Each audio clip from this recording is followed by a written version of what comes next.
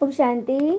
आज प्यारे मीठे बाबा की अव्यक्त मुरली मंथन की डेट है 18 दिसंबर 2022। आज का बाबा टाइटल दिया है ब्राह्मण जीवन का श्वास, सदा उमंग और उत्साह। आज बाबा ने पूरी वाणी ब्राह्मण जीवन की दिनचर्या, उसके उमंग उत्साह और जो पहला जो श्वास है जिससे कि हमारे पूरा जीवन चल रहा है, उससे पूरी मुरली चलाई बाबा ने।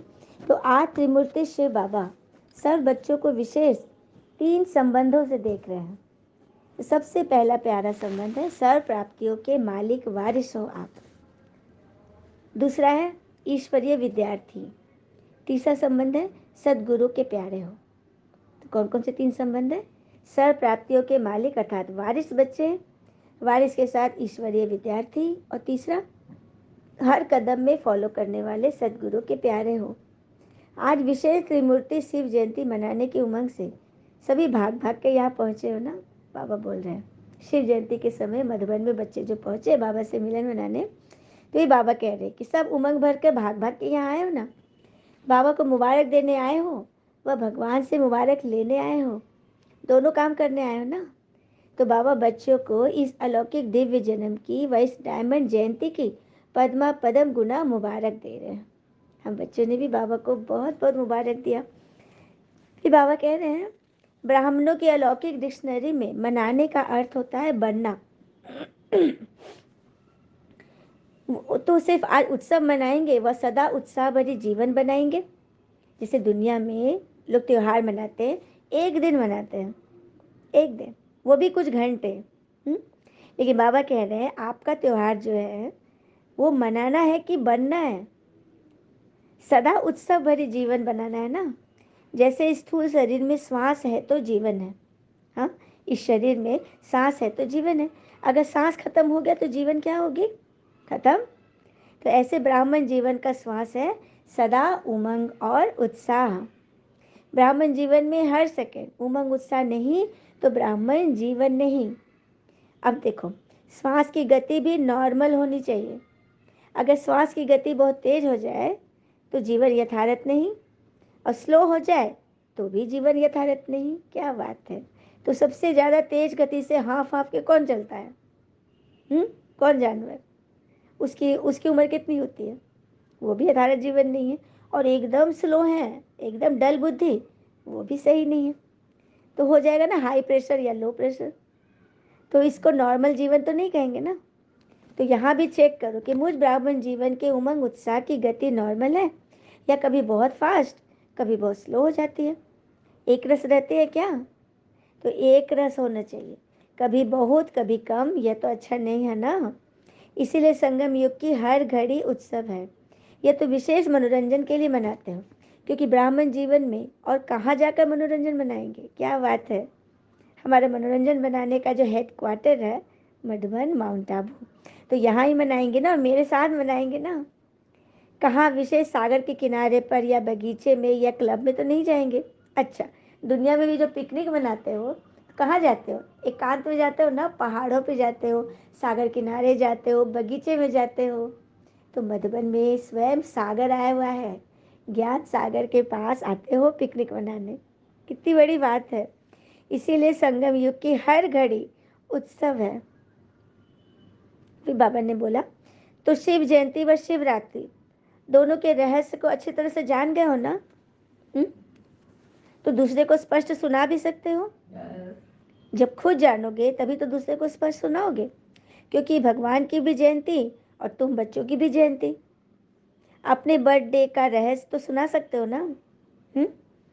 यादगार तो भक्त लोग भी बड़ी भावना से मनाते हैं। सही बात, पूजा पाठ भक्त लोग भी भावना से करते हैं। लेकिन अंतर यह है कि वह शिवरात्रि पर हर साल व्रत रखते हैं और आप तो पिकनिक करते हो। क्या बात है। हम बच्चे तो पिकनिक मौज मना रहे हैं और वो लोग व्रत रखते हैं उस दिन, क्योंकि आप सबने जन्मते ही सदा काल के लिए अर्थात संपूर्ण ब्राह्मण जीवन के लिए एक बार का ही व्रत धारण कर लिया है। वो लोग भोजन का व्रत करते, लेकिन आप संस्कारों का करते। इसीलिए वो लोग साल में एक बार दो बार करेंगे और आपने तो पूरा जीवन ही व्रत धारण कर लिया है। क्या बात है ना। आप सभी ब्राह्मण आत्माओं ने जन्म लेते ही व्रत ले लिया कि हम सदा भगवान समान संपन्न और संपूर्ण रहेंगे। तो यह व्रत पक्का लिया है ना कि थोड़ा कच्चा है? जब आत्मा और परमात्मा का संबंध अविनाशी है तो आपका व्रत भी अविनाशी है। तो भगवान के नियम पर चलना है ना, तो जो स्वयं चलेंगे वो पाएंगे। तो चलना और चलाना है, सबको बताना भी तो है। हाँ, दुनिया वाले सिर्फ खान पान का व्रत रखते। इससे भी क्या सिद्ध होता है कि आपने ब्राह्मण जीवन में सदा के लिए खान पान का भी व्रत लिया है, कि ये फ्री है, खाना पीना जो भी चाहे खा लो, पक्का व्रत है ना। हाँ, तो चाहे साल में एक बार भी रख, लेकिन मर्यादा को पालन तो कर रहे हो ना, शुद्ध भोजन ही तो खाते हो। तो बाबा कह रहे हैं तो विशेष इस दिन पवित्रता का व्रत रखते हैं। एक पवित्रता का व्रत रखते हैं, दूसरा खान पान का रखते हैं, तीसरा दिन किसी को भी किसी प्रकार दुख या धोखा नहीं देंगे, यह भी व्रत है। लेकिन आपका इस ब्राह्मण जीवन का व्रत बेहद का है, मतलब उन्हों का ऐसे एक दिन खान पान का, एक दिन किसी को दुख नहीं देने का, एक एक दिन करके है, लेकिन आपका तो पूरा जीवन का व्रत है। तो इस व्रत से, अलौकिक व्रत से और लौकिक व्रत में कोई तुलना ही नहीं है। हाँ, पवित्रता का व्रत तो ब्राह्मण जीवन में ही धारण कर लिया, 5 विकारों पर विजय पानी है ना। फिर बाबा कहते हैं क्रोध महाभूत को तो भगाया है, लेकिन उसके जो बाल बच्चे हैं उनसे थोड़ी थोड़ी प्रीत रखी है क्या? अब क्रोध के बाल बच्चे क्या हुए? चिड़चिड़ापन, रूसना, हाँ, हकलाना, देरी करना, ये सब क्या है? जिस भी बात में हम हेजिटेट करना, इरिटेट होना, ये सब क्या है? ये सब क्रोध के ही बाल बच्चे हैं। हाँ, किसी की बात न सुनना है, जिद पे अड़ना। तो वही बाबा कह रहे, चलो बड़े रूप में क्रोध नहीं करते, लेकिन क्या छोटे छोटे बाल बच्चे से तो प्रीत रखी है ना, क्योंकि छोटे छोटे बच्चे तो सबको प्यारे लगते हैं। तो व्रत अर्थात संपूर्ण पवित्रता का व्रत। कई बच्चे बहुत अच्छी अच्छी कहानी सुनाते हैं, कहते हैं क्रोध आया नहीं, लेकिन क्रोध दिलाया गया तो क्या करें, मेरे को नहीं आया लेकिन दूसरा दिला देता है। बहुत मजे की बातें करते हैं, कहते हैं आप भी उस समय होते ना तो आपको भी आ जाता।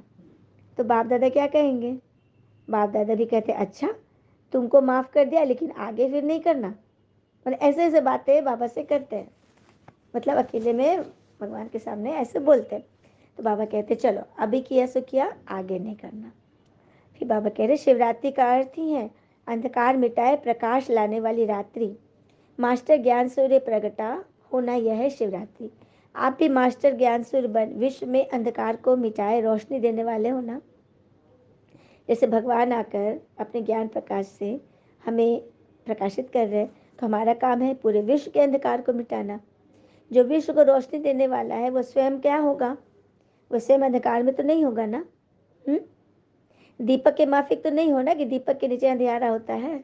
वाह, क्या पकड़ा है बाबा ने। दीपक जैसा तो नहीं होना कि तुम्हारे अंदर संस्कार में अंधकार है और तुम दूसरे को दिखा रहे हो। नहीं, सूर्य समान चमको, पूरा भरपूर लाइट, क्योंकि जहाँ रोशनी होती है, सदा रोशनी होती है, वहाँ अंधकार का सवाल ही नहीं, हो ही नहीं सकता है।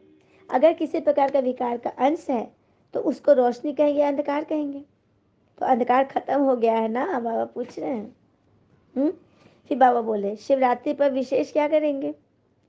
कुछ करेंगे या सिर्फ झंडा ही लहराएंगे? जैसे सदा प्रतिज्ञा करते हो कि हम यह नहीं करेंगे, हम वह नहीं करेंगे, और फिर करेंगे भी, तो ऐसा तो नहीं ना। प्रतिज्ञा तो करते हो बाबा हम ये नहीं करेंगे, आप बोले हम आपकी सीमत पे चलेंगे, लेकिन फिर वही काम कर रहे हैं, ऐसा तो नहीं हो ना। पहले भी सुनाया था प्रतिज्ञा का अर्थ ही है जान चली जाए लेकिन प्रतिज्ञा न जाए। तो कुछ भी त्याग करना पड़े, कुछ भी सुनना पड़े, लेकिन प्रतिज्ञा न जाए। ऐसे नहीं, जब कोई समस्या नहीं तब तो प्रतिज्ञा ठीक है, अगर कोई समस्या आ गई तो समस्या शक्तिशाली हो जाए और प्रतिज्ञा उसके आगे कमजोर हो जाए, इसको क्या कहा जाए? प्रतिज्ञा तो नहीं कहेंगे ना। वचन अर्थात वचन, तो ऐसे प्रतिज्ञा मन से करे, कहने से नहीं। कहने से करने वाले उस समय तो शक्तिशाली संकल्प करते, किसी का सुनकर, किसी का समझकर, लेकिन खुद में नहीं धारण किए ना। कहने से और करने में बात बदल जाती है, सर्वशक्तियाँ नहीं रहेगी। तो जो कहा, जो सोचा, जो कहा वो किया। जब मन से प्रतिज्ञा करते हो, और किससे प्रतिज्ञा की? पिता से ना। तो बाबा से मन से प्रतिज्ञा करना अर्थात मन को मनमना भाव बनाना, मनमना भाव का मंत्र सदा याद रखना, तो वह परिस्थिति पर विजय का यंत्र बन जाएगा।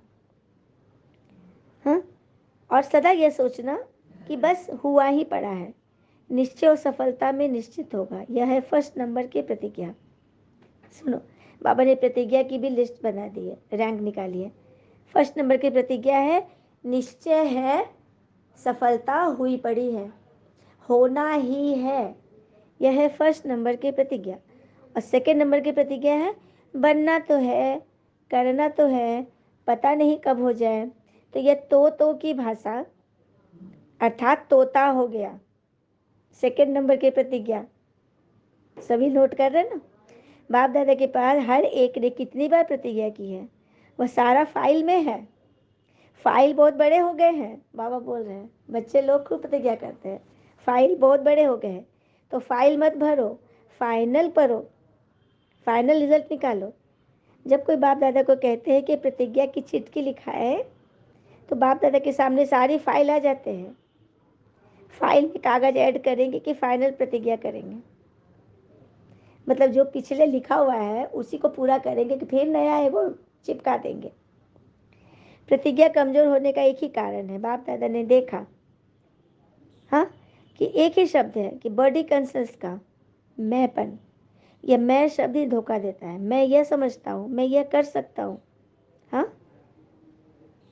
तो यह भिन्न भिन्न रॉयल रूप में मैंपन प्रतिज्ञा को कमजोर करता है। आखिर कमजोर होकर के दिल शिकस्त के सब सोचते हो ना, मैं इतना सहन नहीं कर सकता, मैं मुझसे इतना नहीं हो सकता, इतनी समस्या में पार नहीं कर सकता, मैं। तो मैंपन जहाँ आया वह आपकी आत्मा को कमजोर करेगी।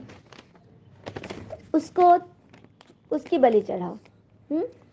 तो भाव के रूप में, भावना के रूप में, बोल के रूप में, संबंध संपर्क के रूप में, और बहुत मीठे रूप में आता है। शिवरात्रि पर मैं की बलि चढ़ती है ना, भक्त बेचारों ने तो बकरी के मैं करने वाले को बलि चढ़ाया, लेकिन यह है मैंपन की बलि, कोई जानवर की बलि नहीं है। तो अर्थ का अनर्थ हो गया है। तो प्रतिज्ञा करनी है तो संपूर्ण प्रतिज्ञा करो। जब बाप से प्यार है, प्यार में तो सब पास है। कोई कहेगा कि हमको सिर्फ 75% प्यार है, कोई कहेगा 50%, ऐसा थोड़ी है। प्यार के लिए सब क्या कहेंगे, हमका तो 100% प्यार है बाबा से।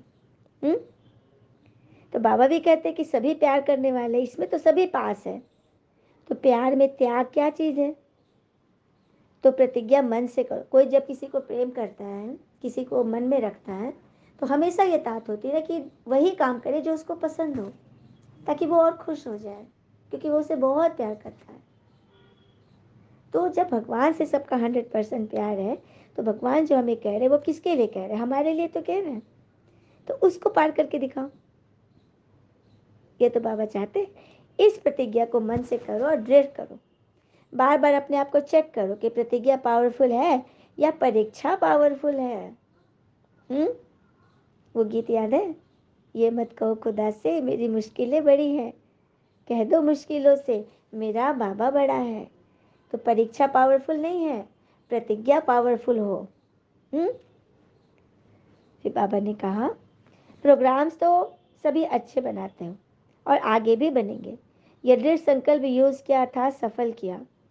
जितना दृढ़ संकल्प को सफल करते जाएंगे, उतनी सहज सफलता अनुभव करते जाएंगे।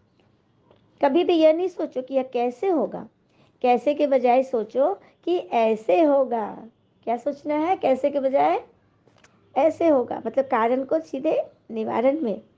संगम पर विशेष वरदान ही है असंभव को संभव करना। तो कैसे शब्द आ नहीं सकता। जब हम मास्टर सर्वशक्तिवान है, असंभव को संभव कर लेते हैं, तो हमारे लिए कैसे, क्या, क्यों, ये तो होना ही नहीं चाहिए।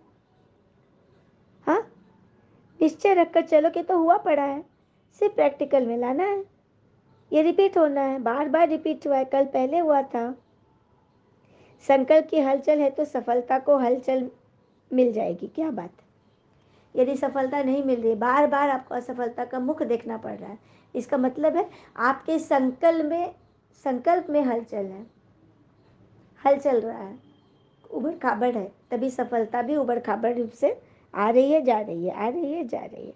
अच्छा, फिर बाबा ने चारों ओर के सदा उत्सव मनाने वाले, सदा उमंग उत्साह में उड़ने वाले, सदा संपूर्ण प्रतिज्ञा के पात्र अधिकारी आत्माओं को बाबा के प्यार के रिटर्न में कुछ भी त्याग करने की हिम्मत वाले ऐसे त्रिमूर्ति शिव बाबा के जन्म साथी ब्राह्मण आत्माओं को अलौकिक जन्मदिन की याद, प्यार और मुबारक दे रहे हैं। हम बच्चे की भी ऐसा श्रेष्ठ बनाने वाले बाप दादा को दिल से याद, प्यार और नमस्ते।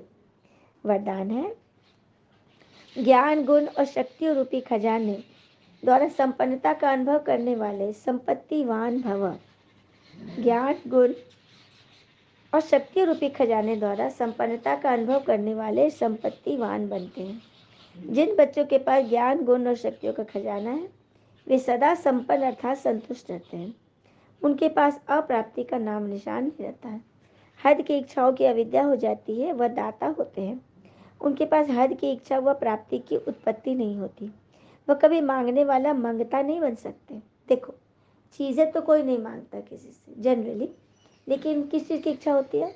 सूक्ष्म सूक्ष्म, कि कोई मुझे भी तो समझे, कोई मुझे भी तो देखे।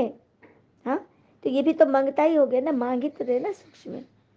तो जो सदा संपन्न और संतुष्ट आत्माएं हैं वह मंगता की लिस्ट में नहीं, देने वाले की लिस्ट में है। तो ऐसे बच्चे ही महासंपत्तिवान बन जाते हैं, जो ज्ञान गुण और शक्ति रूपी खजाने द्वारा संपन्नता का अनुभव करते व कराते हैं। स्लोगन, मोहब्बत में सदा लीन रहो तो मेहनत का अनुभव नहीं होगा। मोहब्बत में सदा लीन रहो तो मेहनत का अनुभव नहीं होगा। ईश्वर की गोद में सदा झूलते रहो, कभी भी मेहनत का अनुभव नहीं होगा।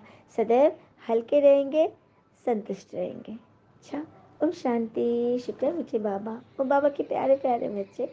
All is well always. ओम शांति।